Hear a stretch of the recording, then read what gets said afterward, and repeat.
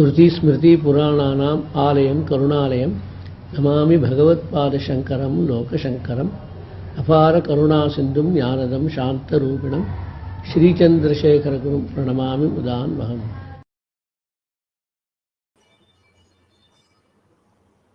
Shruti Smriti Purananam Alayam Karunalayam Namami Bhagavad Shankaram Loka Shankaram Sadashiva Samarambham Shankaracharya Madhyamam Asmadacharya Varyantam Vande GurorMandalam.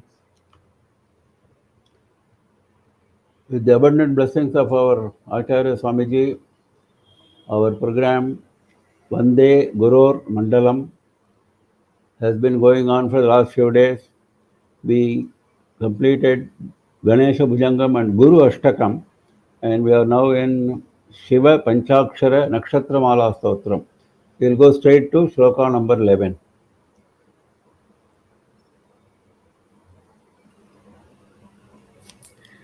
राजताचलेन्द्र सानुवासिने नमः शिवाय राजमान नित्य मंदहासिने नमः शिवाय राजकोरकावतं सभासिने नमः शिवाय राजराजमित्रता प्रकाशिने नमः शिवाय.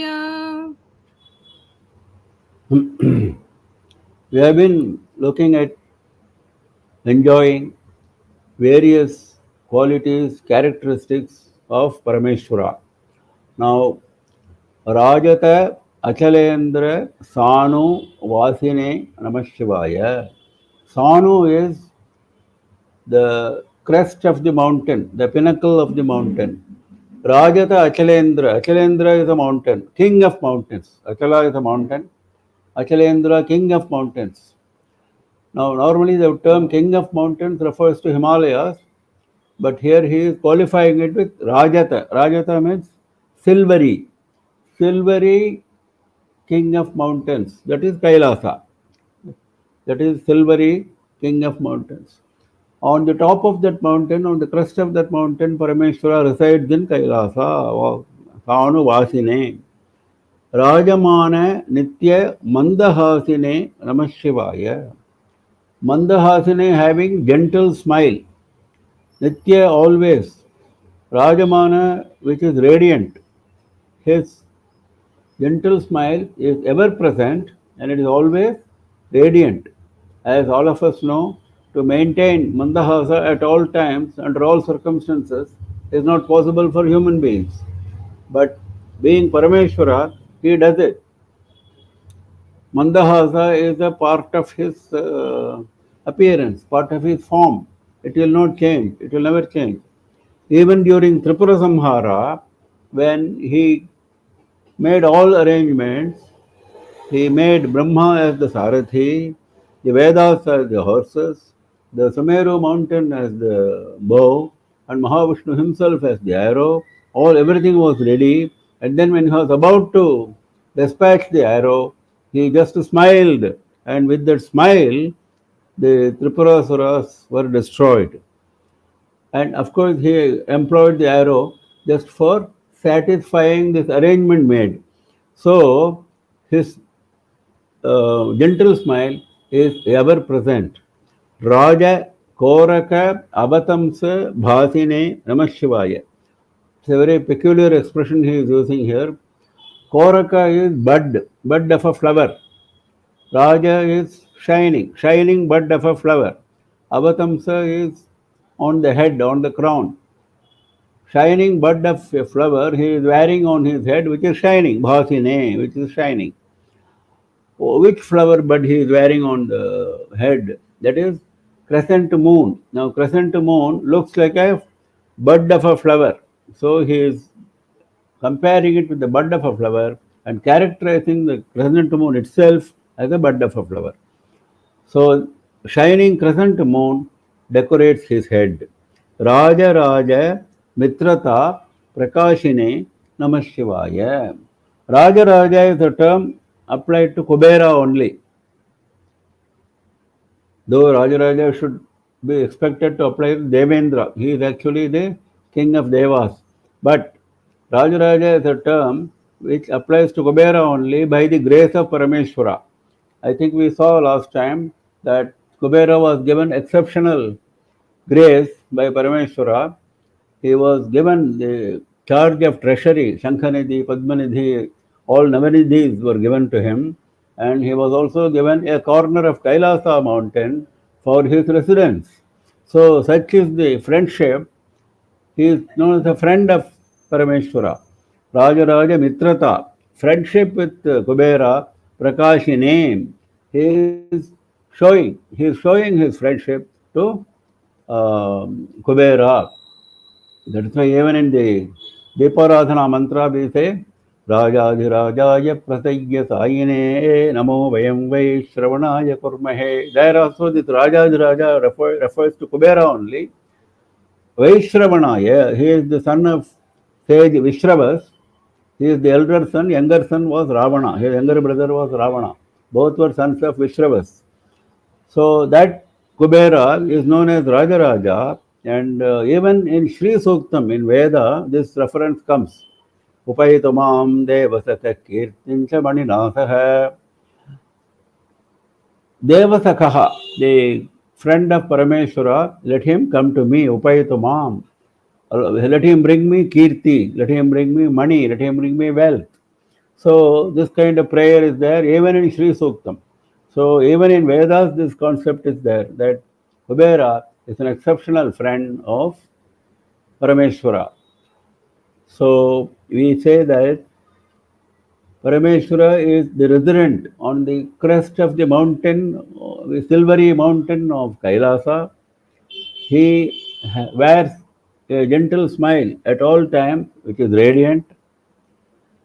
He shines with a bud of a flower on the top of his crown, on the top of his head, which is nothing but crescent moon, which keeps shining all the time. And he shows his friendship, openly he shows his friendship with Kubera, the Aksharaja Kubera. राजताचलेन्द्र सानुवासिने नमः शिवाय राजमान नित्यमन्द हासिने नमः शिवाय राजकोरकावतंस भासिने नमः शिवाय राजराज मित्रता प्रकाशिने नमः शिवाय दीनमानवालिकामधेनवे नमः शिवाय सूनबाणदाहकृत्कृशानवे नमः शिवाय स्वानुरागभक्तरत्नसानवे नमः शिवाय दानवान्धकारचण्डभानवे नमः शिवाय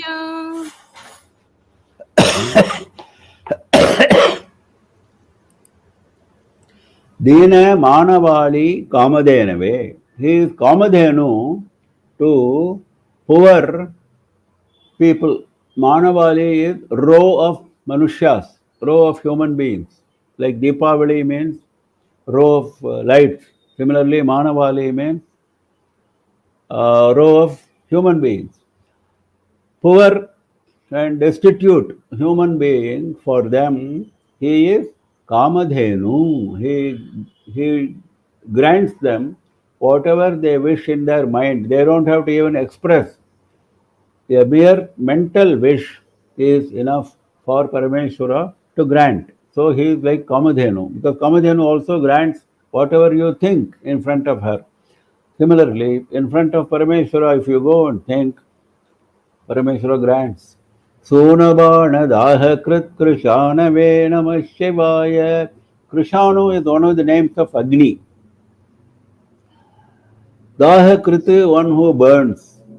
The Agni which burns. Sunabana. Suna is flower. The one who has flowers as arrows. Sunabana. Who is the one who has flowers as arrows? Manmatha. Everybody else has got proper arrows. But this Manmatha only has got such a soft arrows, which are flowers. 5 flowers or Panchabana. 5 flowers are his arrows. Ashoka, Mallika, lotus, etc. Now this Prasuna or Sona means flower. Sonabana, one who is having flowers as arrows, that is Manmatha. Manmatha was burnt by Agni, and that Agni is with Parameshwara. So Parameshwara, who is holding the Agni in his third eye, which burnt Manmatha to ashes. Swanuraga Bhakta Ratna Sanave Namah Shivaya. Ratnathanu is the Ratna mountain, that is Sumeru mountain. He is Ratna mountain for those devotees who are very much attached to him. Swa Anuraga. Anuraga is attachment. Those devotees who are greatly attached to Parameshwara, for them, he is like Meru mountain. That means he grants whatever they want, including Meru-like wealth. That is what it means. Nothing is impossible for them. Nothing is impossible for them. You don't have to think, no, I am not qualified for this. I cannot get that. No, everything you can get because he is having the Meru mountain for giving to us. Danavandhakara Chanda Bhanave Namah Shivaya. Chanda Bhanu is terrible sun. At midday, 12 o'clock, how is the sun? That kind of heat and brilliance. That is Chanda Bhanu. Terrible. Terrible Surya. Danava Andhakara. For the darkness of Danavas, for the darkness of Asuras, he is terrible Surya. Danava is another name for Asuras. Kashyapa had Aditi, Diti and Danu as his wives. He had many wives. All creation is from Kashyapa. Now, these are the Devas and Asuras who were born out of these three wives. Aditi gave birth to Adityas who are Asuras. Diti gave birth to Daityas who are Asuras. And Danu gave birth to Danavas who are also another class of Asuras. So Danava Andhakara, for the darkness of Danavas, he is like Chandabhanu, he is like terrible Surya. He destroys them like Surya would destroy darkness. So he is like Kamadhenu for the row of human beings who are poor and destitute. He holds the Agni which burns Manmatha, the flower arrowed Manmatha, and he is the Sumeru mountain for those devotees who are greatly attached to Parameshwara, and he is the terrible Surya for the darkness of Danavas. Deenamanavali Kamadhenave Namah Shivaya. Sunabana Dahakrit Krushanave Namah Shivaya. Swanuraga Bhaktaratna Sanave Namah Shivaya. Danavandhakara Chanda Bhanave Namah Shivaya. सर्वमङ्गलाकुचाग्रशायिने नमः शिवाय सर्वदेवतागणातिशायिने नमः शिवाय पूर्वदेवनाशसंविधायिने नमः शिवाय सर्वमन्मनोजभङ्गदायिने नमः शिवाय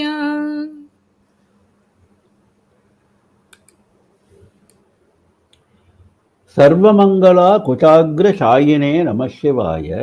Sarvamangala is the name of Devi. Kuchagra, her bosom. Shayine, Parameshwara is lying on the bosom of Devi. That shows the Anyonya Bhava of these descriptions are not to be taken at face value. This shows the Anyonya Bhava. In fact, there are two persons are not there, only one person is there.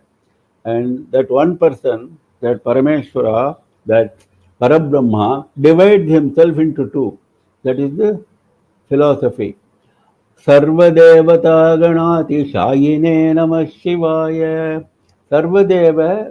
Sarvadevata Gana Atishayine Namah Shivaya. Sarvadevata Gana, the group of all devatas.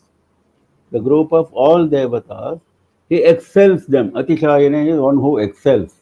One who excels all the devatas, because all the devatas derive their power, derive their Shakti from Parameshwara only. So naturally he excels all of them.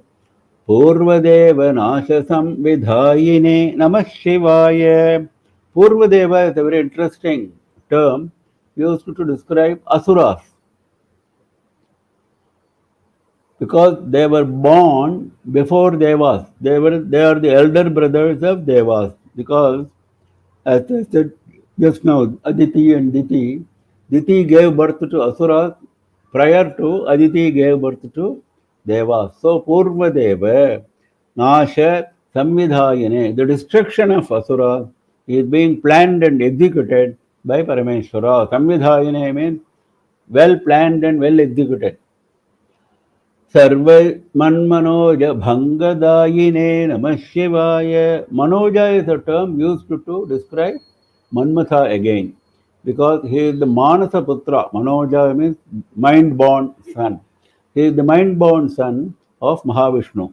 So Sarva Manmanoja, Manmatha, who is there in the minds of all people, Bhangadayine, he destroys that Manmatha. What does it mean? It means that as long as your mind is full of kamana, full of desire, he grants those desires. That is what we thought. He is like Kamadhenu. But when you reach a stage where you become a mumukshu, where you would like only moksha, you don't want anything mundane, you want all the mundane desires to get away, to be destroyed, then Parameshwara does that. Because you cannot have both. If you have desire for mundane objects, your desire for moksha will be incomplete.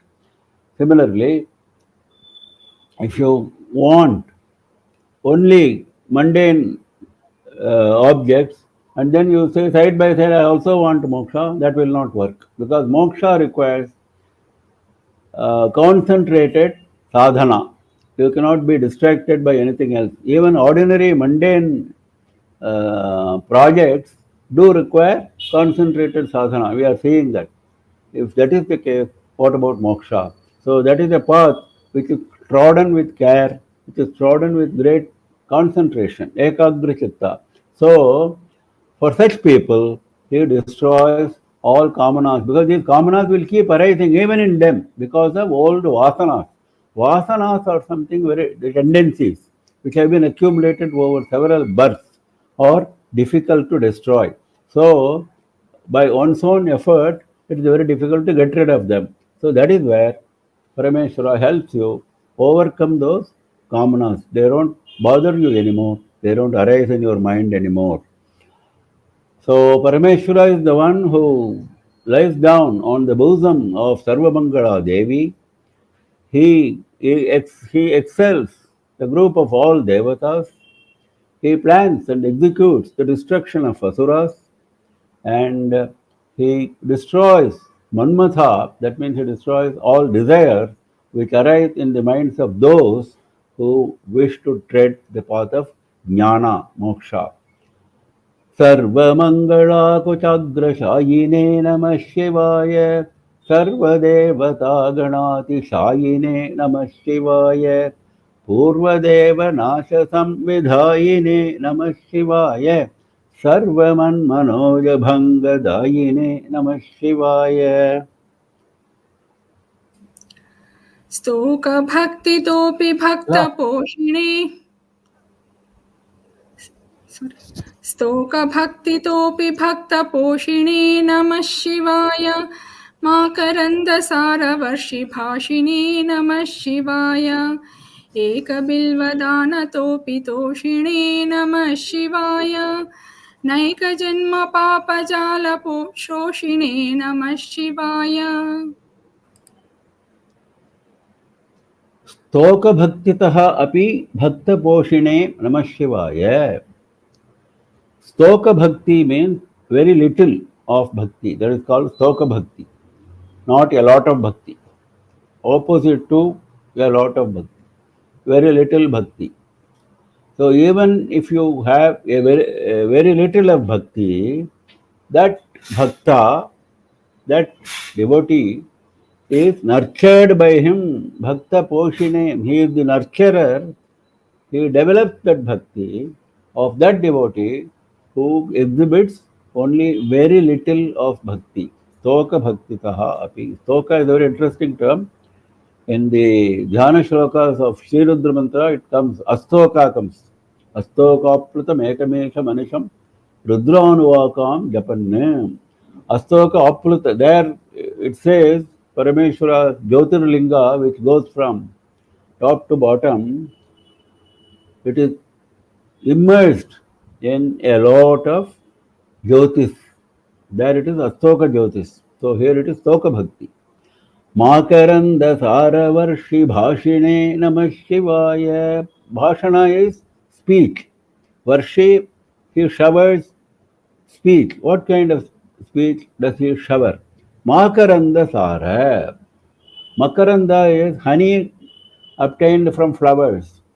Now, essence of that honey, essence of makaranda which is collected from flowers, that kind of sweetness is there in the shower of speech which Parameshwara blesses us with.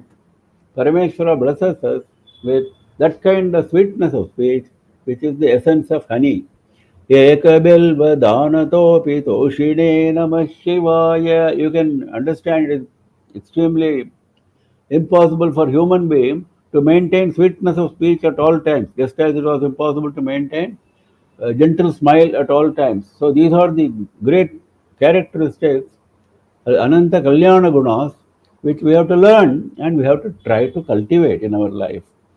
Ekabilva Dhanato Pitoshine Namah Shivaya. Even if you give one bilva, even if you give, even if you offer one bilva on the top of Shivalingam, Toshine, he becomes satisfied. He becomes happy. He blesses you. Just with one bilva. You don't have to get 108,008 bilvas, lotus flowers, and all elaborate arrangements you don't have to make. If you make, fine, well and good. But if you cannot make, if you have only one bilva, you are not able to obtain anything more, you don't have to worry. Just offer that one bilva. He is extremely happy. Naika Janma Papa Jala Shoshine Namah Shivaya. Naika Janma, yes, many Janmas, many births. All of us have gone through many births. And we have accumulated Papa, sins, over all those births. So Naika Janma Papa. Jala, it is like a net. That it is a uh, big bundle. This sins form like a bundle accumulated over several births. That bundle is like a net, tied with a net, so that it is very difficult to cut through the net and destroy the sins. That's the idea which he is bringing out. Our papas are so intense that it is very difficult for us to get rid of them because they are tied in the form of a indestructible net, and it is very huge bundle accumulated over several births. Even then, Shoshine. Shoshine means he dries them up. He cuts it. He cuts, he makes them absent. He destroys. That is the greatness, the compassion of Shiva. So he nurtures the devotion of even those who have very little of devotion. What does it mean, very little of devotion? That means they have no time. They have no time for great sadhana. Like some people may have more time to spend in actions, activities of devotion. Some people may not have time because they are having a lot of samsaric activities. For them, whatever time they have, whatever time they can meditate upon Shiva, whatever stotra they can chant, whatever little puja they can do, they do. Whatever, little bit. Even then, he nurtures that devotion with great compassion. And he showers speech which is full of sweetness of the essence of honey collected from flowers.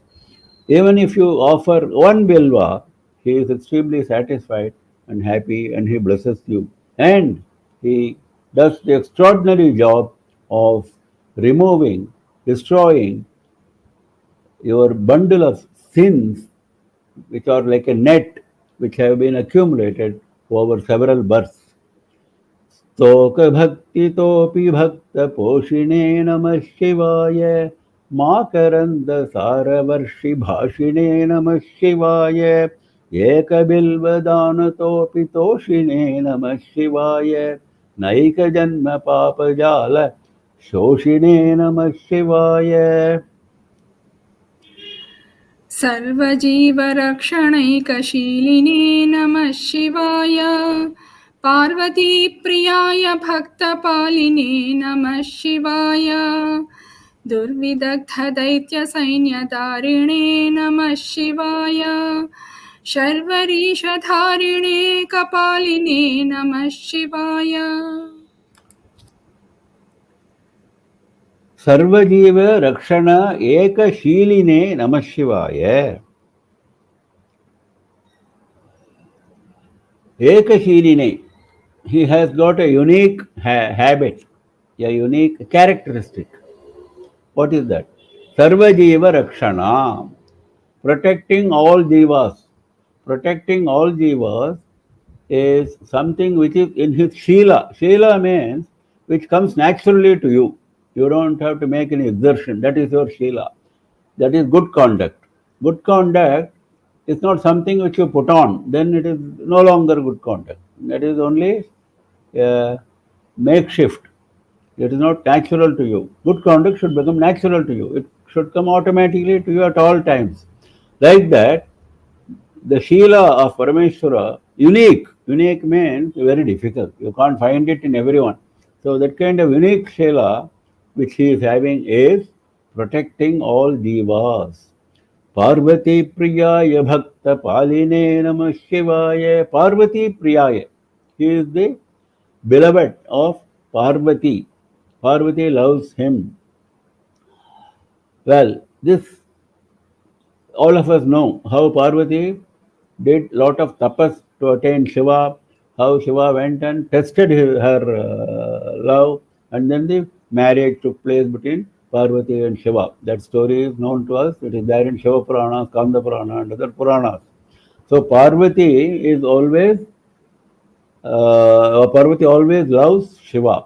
Bhakta Paline, protector of devotees. Now, already we have said he protects all jivas. Now you are saying protects devotees. That means he shows extraordinary compassion, extraordinary grace to devotees. Bhakta Paline. That is natural because if you are a bhakta, you are supposed to tread the path of dharma. You are supposed to tread the path which Parameshwara has shown in Vedas and Shastras. Then only you are a bhakta. I am a bhakta, but I will violate all canons of dharma, then I am no bhakta. So, this definition of bhakta should be taken in a proper sense. Bhakta does not mean one who organizes Atirudram and then he goes and does all kinds of atrocities. That is not a bhakta. Bhakta is one who does not deviate from the path of dharma. This concept is very much misunderstood, very much observed in the negative, unfortunately, these days, for various reasons, mostly selfish reasons. So, Bhakta Paline, one who protects those devotees who are on the path of Dharma. Durvidagdha Daitya Sainya Darine Namah Shivaya. Daitya Sainya, the army of Asuras, Darine, he destroys them. And how are these Daityas? Durvidagdha, very cunning. They are not easy to conquer. We have seen battles between Vishnu and Asuras, between Shiva and Asuras, which go on for days and very difficult to kill those Asuras because they are so powerful. They have obtained that kind of power by intense tapas. The same Shiva, the same Brahma, same Vishnu has given them that kind of power, and now you cannot go and take away that power without proper reasoning. So, they come to the battlefield with all that power. So, at that time, they employ all the cunning, all the maya. In fact, Asuras are adepts in maya, like Indrajit in Ramayana, like Shurapadma in Skanda Purana. Like that, these asuras employ all tricks of Maya. They come out with various forms on the battlefield. You think you have destroyed that form, he is dead. No, that form is dead, but he comes out with another form.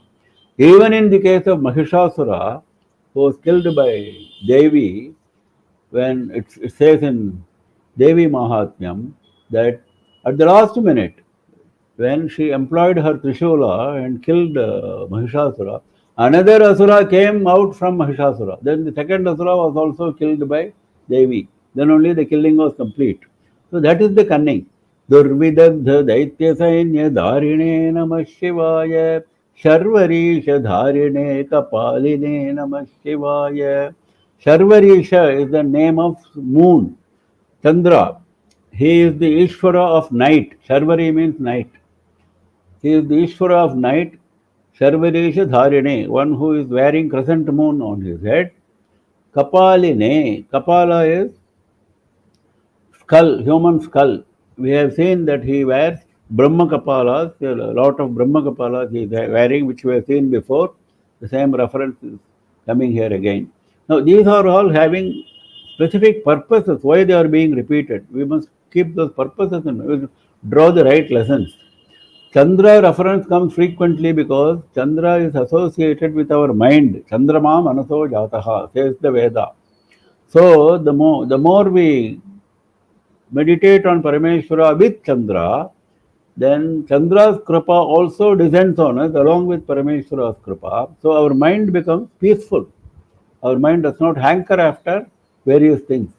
So this is the control of the mind is given by meditation on Chandra along with Parameshwara. Similarly, this description of Kapala frequently, there is Kapalishwara in Mylapore in Chennai, as all of you know. So this Kapala comes frequently for reference because Shiva wants to also, he also takes up Raudra Rupa, as all of us know. Though he maintains his gentle smile, he is the one who destroys this universe, isn't it?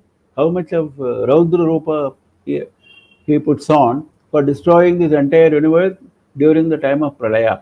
So that kind of difficult thing when he does, he takes on Raudra Rupa, and this Kapala reminds us of his Raudra Rupa, because what does it remind? It reminds us of his anger with Brahma when Brahma became untrue. So that is the lesson which we should keep in mind, to instill fear in us of committing sins. Papa Bhiru is a term which was used frequently by Anantaram Dikshitar in his lectures, in his discourses.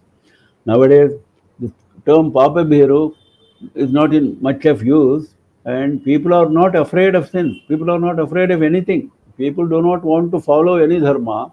People think that whatever they think is right is right. You cannot decide what is right. Shastra decides what is right. If you don't know Shastra, you have to consult somebody who knows Shastra. So this fear of committing papa, deviation from Shastras and Dharmas is what we should what should be instilled in us by this term Kapaline. So he is having the characteristic of protecting all jivas. He is the beloved of Parvati. He protects bhaktas specially because they follow the path of dharma, and he destroys the army of daityas who show cunningness at all times, and he wears crescent moon on his head, and he wears skulls on his body. सर्वजीवरक्षणैकशीलिने नमः शिवाय पार्वतीप्रियाय भक्तपालिने नमः शिवाय दुर्विदग्धदैत्यसैन्यधारिणे नमः शिवाय शर्वरेशधारिणे कपालिने नमः शिवाय. पाहि मामुमामनोज्ञदेहते नमः शिवाय देहि मे वरं सितात्रिकेहते नमः शिवाय मोहितर्षिकामिनी समूहते नमः शिवाय स्वेहितप्रसन्नकामदोहते नमः शिवाय।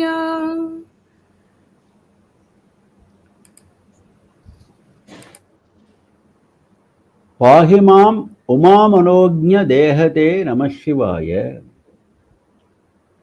Now there is a prayer. So far there was description, now there is a prayer. What is the prayer? Please protect me, please save me, Pahimam. Because I am always surrounded with dangers, I am always surrounded with misery. So you have to protect me from that misery, from that danger. And at that time, it is because it is a prayer, you want to please Shiva. You want to say something which is pleasing to him. So he follows it saying, Uma Manognya Deha, one who has a form which is very much enchanting to Uma. A form which is very much enchanting to Uma. That is what you are having. Uma is a beautiful word to describe Devi. Devi, as you know, has got several names. One of the important names is Uma, because this is the term which was used, according to Purana, for the first time by her mother Mena, who is the wife of Himavan. So when at the age of 5, mind you, Parvati wanted to leave her palace and she wanted to go to the forest and do tapas in order to attain Parameshwara. And naturally, no mother will agree a child of 5 to go and live a life of hardship in the forest, though she sent a few attendants along with her, female attendants, to help her, to take care of her. Even then, which mother will agree for a 5-year-old child, female child, to go to forest and to perform tapas? So she wanted to stop. At that time, she said, "Oh ma." Oh means just an expression. Hare, hare, like that we say, isn't it? That what we say, hare, she said, oh. Ma means, in Sanskritam, it means no. That means, hare, don't go. That is what it means. Uma means, hare, don't go. This, oh, don't go, became her name. What she said in an exclamatory sense became her name, Uma. But this is the story of how the name came. But it has got very deep meaning, and our philosophers have developed a lot of meaning for this two-lettered word, Oma, because it has been considered as equivalent to Omkara. Omkara has A, U, Ma. A, U, Ma. There are 3 letters inside Om. Same A, U, Ma in a different order. U, Ma, A. If you make same 3 letters, U, Ma, A, it becomes Uma. So, our philosophers, our scholars have deciphered this Uma as equivalent to Omkara. That is why Devi got that name. It's not just to casually that Mena said, called her by that name and then she became known as Uma. Otherwise, why would Ganapati Muni write 1,000 verses in praise of Uma and he calls that book Uma Sahasram? Kavyakantha Ganapati Muni, the disciple of Ramana Maharshi, has written this book, Uma Sahasram. So he calls that book by the name of Uma. Uma is such an important term. So here we say that Parameshwara's form is so enchanting for Uma. So please protect me. Dehi me varam sitadri geha te namah shivaya. Dehi me varam, please give me boon. First he said, please protect me. Protecting from danger, protecting from misery is one. Second is, I desire something, I want to attain something, please give me that. Please give me the boon. Sitadri Geha. Sitadri is Kailasa, white mountain. White silvery mountain we saw just now. Sitadri. Geha, one who is residing in that white mountain. That is, you are residing in a white mountain, so you don't see anything black. Everything is white. around you. Everything is white around you, and you are yourself white. Parameshwara's form is pure white, and he applies pure bhasma on his body. So he is white always. His surroundings are white, and he is white. So when somebody is white and he sees white all around, you please don't see the blackness in me. That is the idea. My mind may be full of black. My mind may be full of defects, deficiencies, doshas, but please don't look at them. Please consider me as your devotee and please show compassion and please give me a boon. Mohitarshi Samuhate Namah Shivaya. Mohita Rishikamini Samuha. The group of wives of rishis. Mohita, they were enchanted by Parameshwara's form. This story is from Darukavana. The rishis in Darukavana performed a yajna, a very detailed yajna, because they wanted to please Parameshwara by merely performing yajna. That was the theory of Purva Mimamsakas. They thought by rituals, by performing yagas, yaga itself will give you all the desires. There is no need for pleasing Parameshwara. There is no need for showing bhakti. This was their philosophy.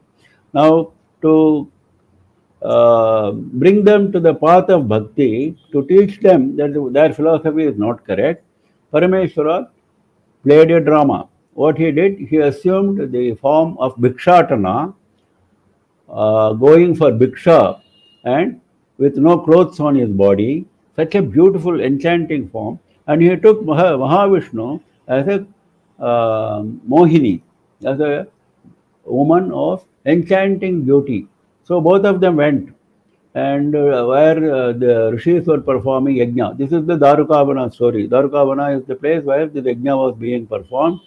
All the consorts of rishis, they were all Pativrata Stri, but they were all enchanted. They could not stop their enchantment with this Bhikshatana form, and they were running after him because this Bhikshatana was going from house to house for Bhiksha, and in the guise of giving Bhiksha, they were running after him. And similarly, even the rishis who were performing yajna, they could not concentrate on the yajna. Their mind was diverted by seeing this Mohini. So this was the situation. Then at that time, these rishis composed themselves. They did not bother about their own vikara, mano vikara, but they were worried about their wives running after Bhikshatana. So they became very angry. They wanted to kill this Bhikshatana because they didn't know that Parameshwara has come in that form. So they, from the yajna, they did abhichara prayoga and they took out several things from that fire, from that Agni. They took out a deer, they took out snakes, they took out an asura, they took out Damaru, they took out so many other things. Now all these things were intended as weapons to kill that Bhikshatana, and all of them became ornaments on the form of Shiva. Shiva, even tiger, they sent, and the tiger skin he used as his uttariya, Vyaghra Karmottariya. Just as we saw Gajasura's skin, he wore as dhoti, he took this Vyagrajina as his uttariya. So like this, all things which are dispatched by these rishis, he used as ornaments. So that is the greatness of Parameshwara. So now the rishis understood that it is Parameshwara himself. So they understood their mistake.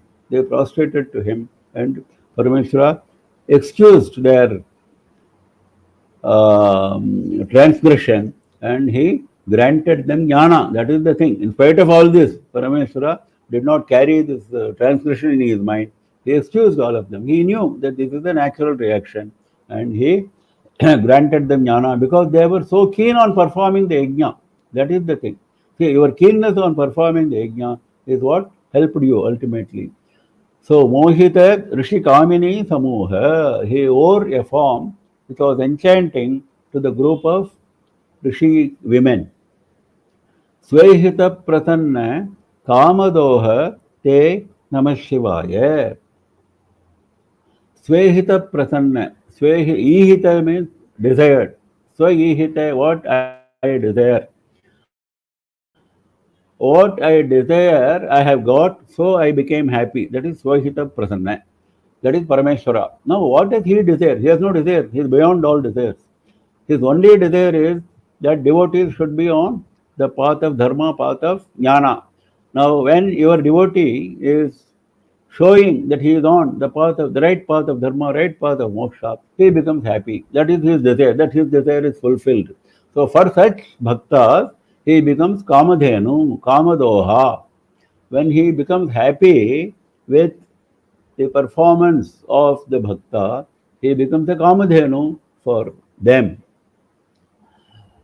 So the shloka starts with a prayer, please protect me, O Parameshwara, with form very enchanting to Uma.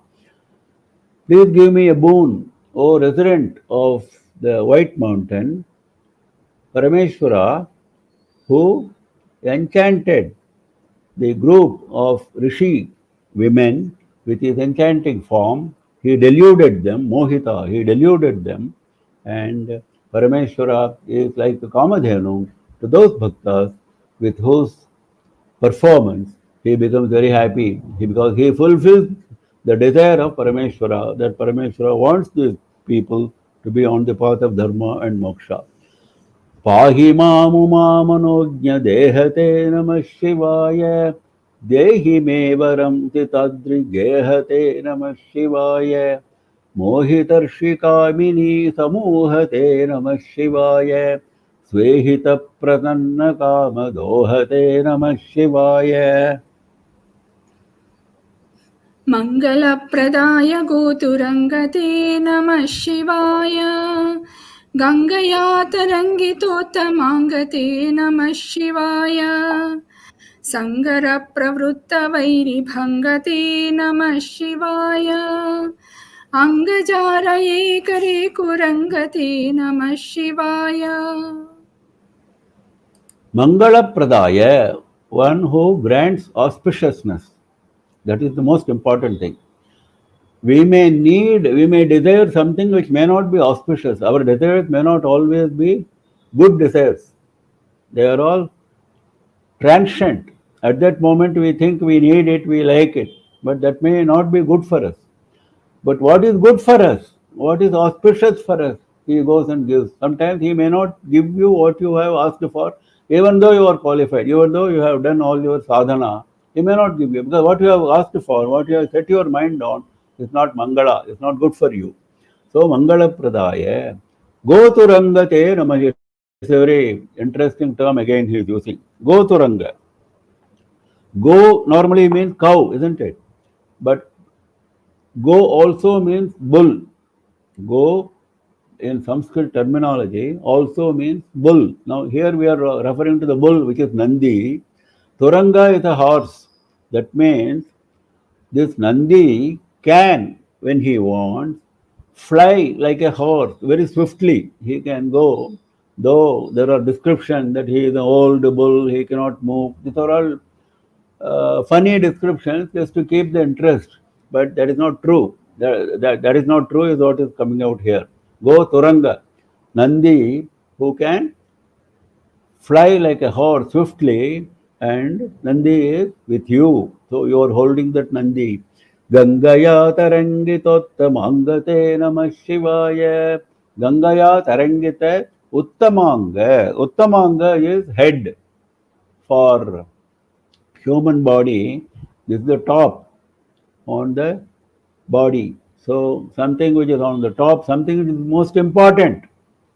The brain is accommodated in the head. So Uttamanga is the head. Gangaya Tarangita Uttamanga. He is having a head which has lot of waves. Taranga means waves, which has a lot of waves of Ganga river. Sangara Pravritta Vairi Bhangate Namah Shivaya. Sangara is war, battle. Sangara Pravritta Vairi, the enemy who comes all prepared for battle, one who is engaged in battle. The enemy who comes fully engaged in battle. For that enemy, Bhanga, he destroys that enemy. That means nobody can stand in war against him. That is what it means. Angajaraye, Angaja, Araye, Ari means enemy. Angaja is Manmatha. He is the enemy of Manmatha. Why he is called Angaja means when he was reduced to ashes, he was resuscitated to back to life by the grace of Devi. At that time, he became invisible to everybody except Rati, except his consort Rati. This was the boon given to him. So his Angaja means his body is seen only to Rati, not to others. So his Anga has got something special, that is why he is Angaja. So Manmatha is his enemy.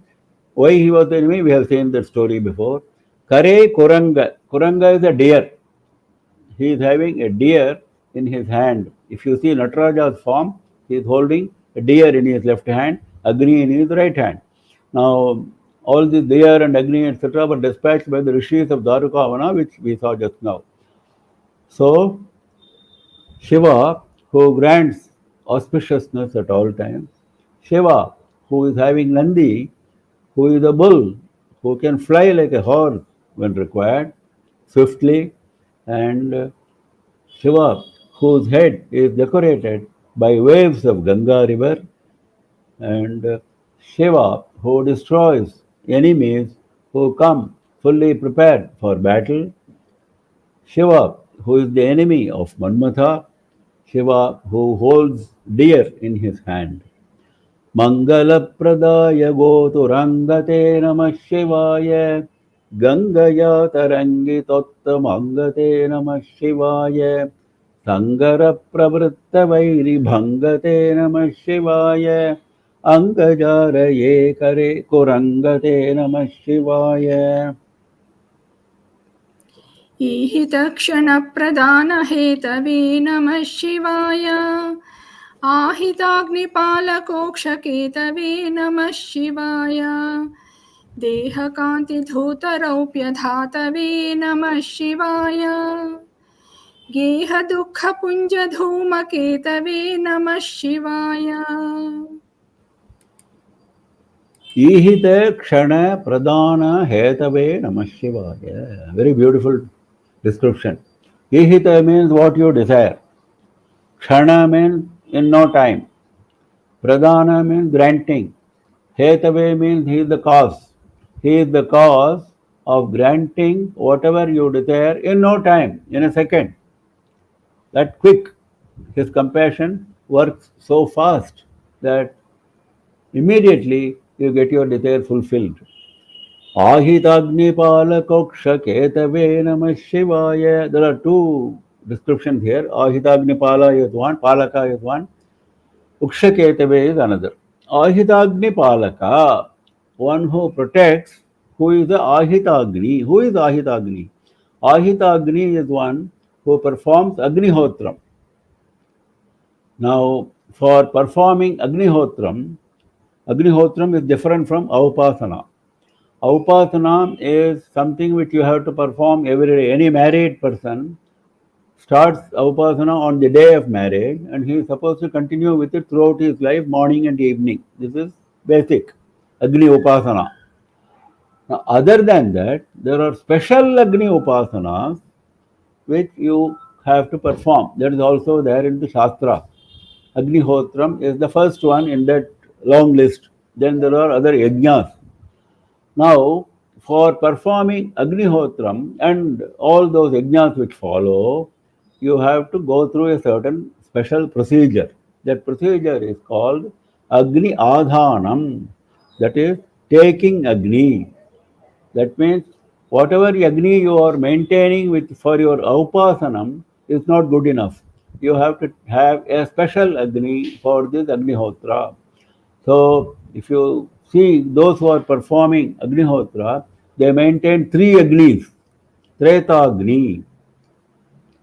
So, those three Agnis are maintained in three different Agni Vedis, of course connected to each other, by this Ahita Agni. Ahita Agni means one who has taken that Agni Adhanam, one who has started with special Agni worship. So he starts with Agnihotram, which he performs every day in the morning and evening on those three Agni Vedis, three Agni Kundas. Three types of Agni are there and three types of rituals are there. That is the first. Then later on you have other yajna, Somayaga, etc., etc. Many yagas are described in the Shastras and many yagas are being performed also nowadays by various people. Now, for those people, he is a special protector. What does it mean? As you know, nowadays Agnihotra has become so tough. There are only about 150 or 180 Agnihotris in the entire country.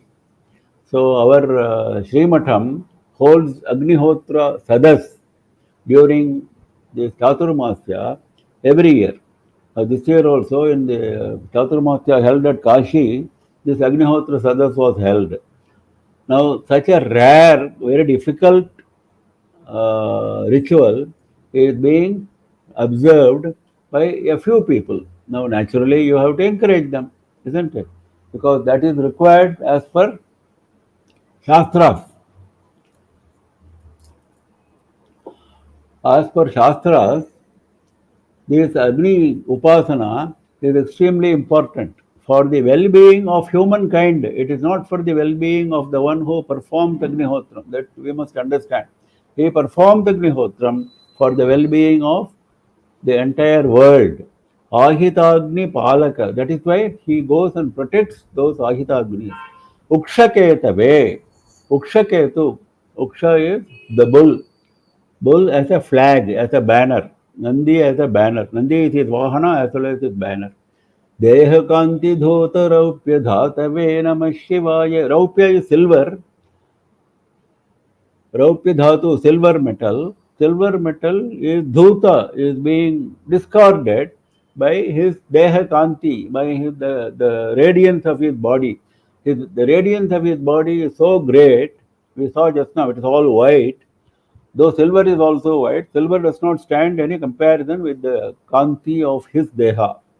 Geha Dukha Punja Dhuma Ketave Namah Shivaya. He is Dhumaketu.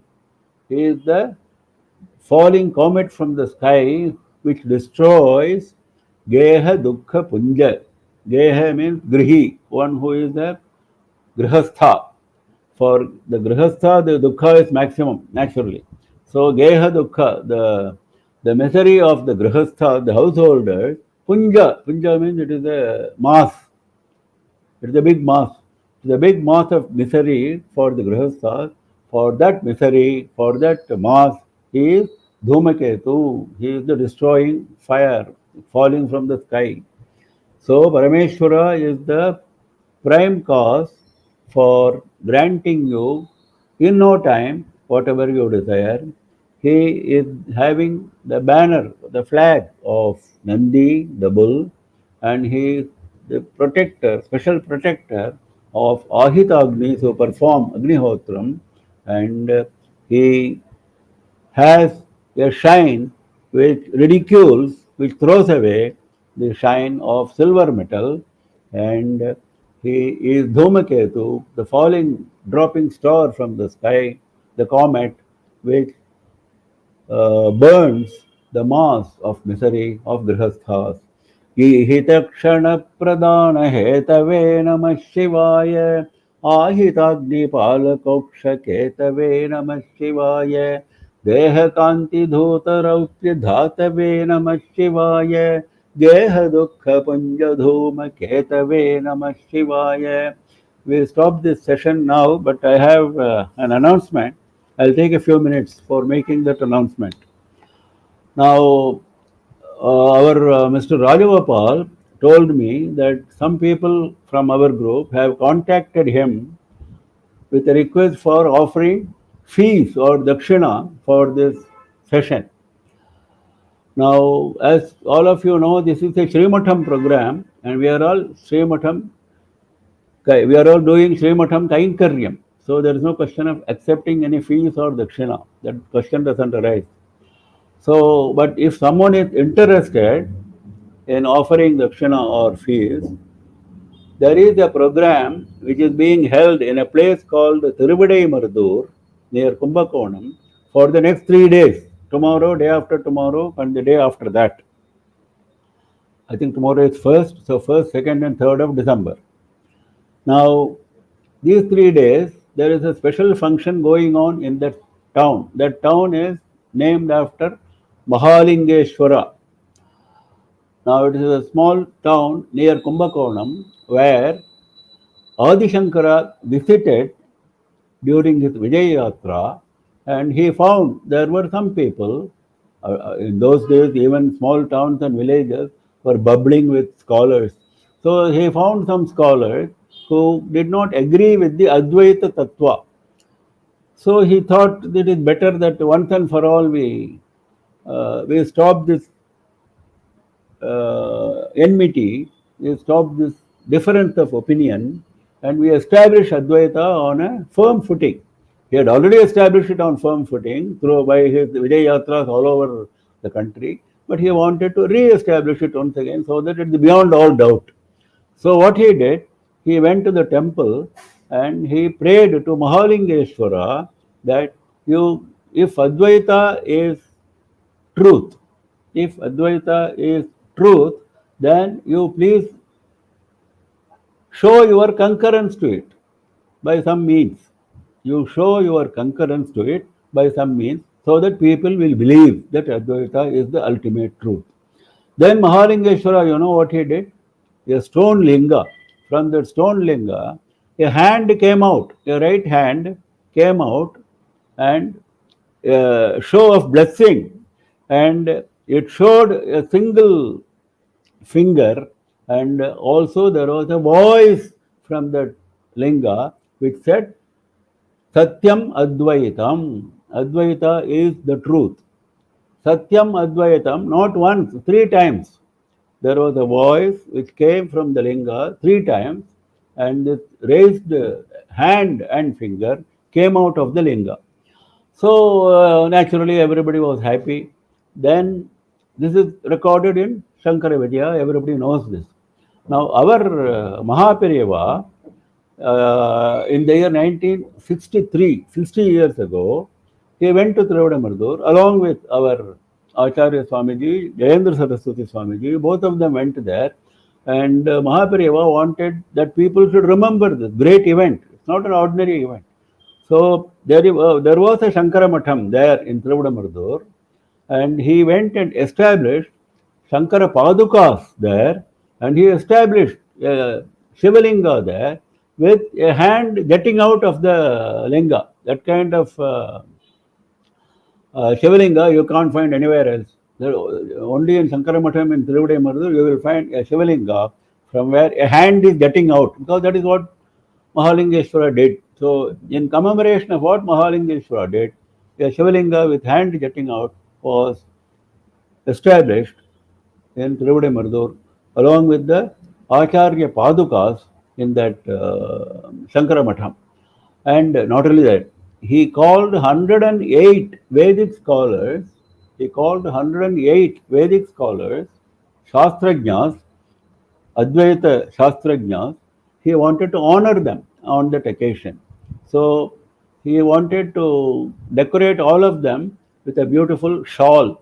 So 108 shawls were collected, and all the 108 shawls were offered at the Padukas as an offering to the Padukas, as if they are 108 flowers. And all those 108 shawls were taken after the Archana and given to those Vedic scholars in the hands of Paramacharya and Jayendra Saraswati Swamiji in the year 1963 in December. So to commemorate 60 years of this event, our Acharya Swamiji has instructed that there should be a special celebration for 3 days in the same place, in the same Shankara Matham in Tiruvadai Marudur. Now that invitation, those details are shown in the on the screen.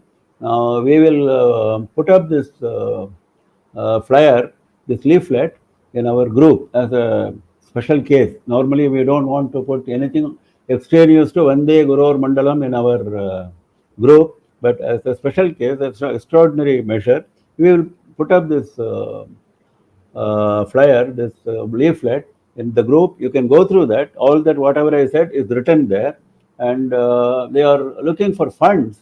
So if you are interested, and if you want to give any fees or dakshina for this Vande GurorMandalam program, that is the place to offer. You can offer, make your offering there, but it's not compulsory. There is no special force for doing this, because some people expressed desire.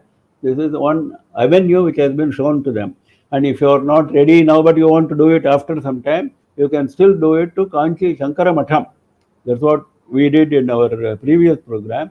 We requested the devotees to make their offerings to our Sri Matham. There is online offering of procedure for offerings of in Srimatham channel, Srimatham web channel, Kamakoti.org. It is there, so you can go and do it later on. If you don't want to do it now, you want to do it later, that is also fine.